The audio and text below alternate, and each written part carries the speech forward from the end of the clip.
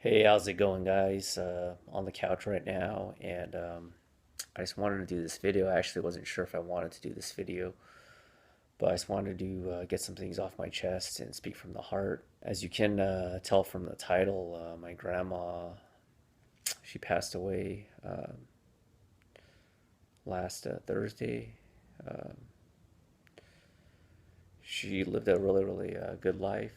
She was like 3 weeks away from her 95th birthday, so a lot of people are not even fortunate enough to live that long, and she up until the end fought really hard, and she was really healthy.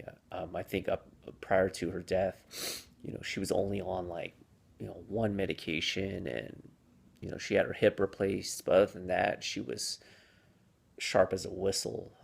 I remember visiting her maybe a year and a half ago, and she had asked me when's the last time I saw her, and it caught me off guard because I couldn't remember. And she, to the T, remembered exactly when I visited her. I mean, she's really sharp, really sweet, and I just love her to death. And sorry if I'm, you know, kind of rambling all over the place because my emotions are just everywhere. But you know, when I heard that she was not feeling good, she was getting heart failure. When I first heard the news about her not, being in the ICU, and honestly, it didn't. I wouldn't say it didn't phase me because it's just everyone grieves a little bit differently or handles things differently, and give you a quick backstory on me, not to make this about me, but just tell you where I'm coming from. I just turned 36 on a Sunday, and this is actually the first time I've had to deal with someone close to me dying, and I consider myself blessed to have. Well, I had 3 out of 4 grandparents live till, or to be alive until age 36. That's pretty crazy. There's people out there that lose their own parents, their brothers, sisters at a real young age. So there's people out there that deal with much harder stuff. So I, commend you guys and gals for being able to deal with it. But I'm a rookie when it comes to this. So I think that's why it's kind of hitting hard. And it's so weird because I visited her in the ICU a couple days before she passed, or like a week before she passed. And my gut feeling, not to be negative, but I pretty much knew she was on life support. So she was, well, the first time I visited her, she was in and out of consciousness. But after that, my mom told me that you need to go down their stat.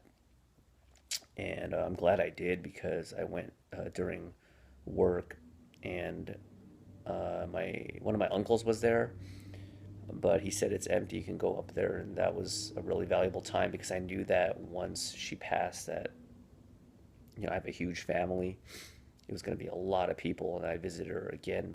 That was tough, but at least a week before that happened, I was able to have some one-on-one time and make my peace. And then I went to the funeral service yesterday, and I was pretty reluctant to even go. And actually, in about an hour or two, I got to go to the burial service where she's gonna get buried.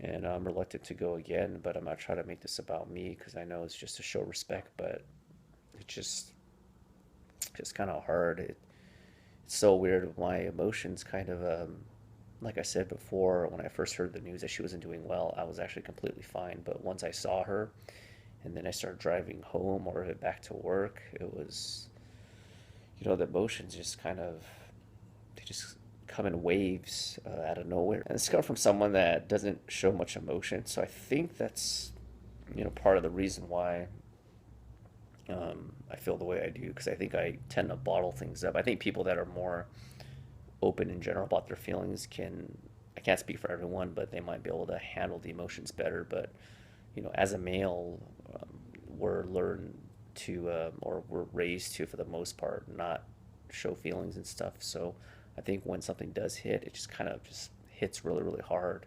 But anyways, that's where my mindset is at right now. My grandma, she was a very, very strong woman, deep in faith. The one memory I have is growing up. She's a type of loving grandmother that she always wants to feed you. My mom's the same way, and being all skinny, they always want to feed you out of love. And I'd go visit her, and she'd like, "You want some noodles? You want this? You want some kimchi? You want some rice?" And I always, take a little bit. She always want to feed me. And then I'd ask for some ice cream when I was like 6 years old or something. She would like scoop it and like push it down with her spoon and just give me more and more out of love. I love her to death, and that's pretty much it. I'll be back with the upload schedule. Majority of my videos are all shot in advance. Well, of course they're shot in advance, but there's some that are shot way, way in advance.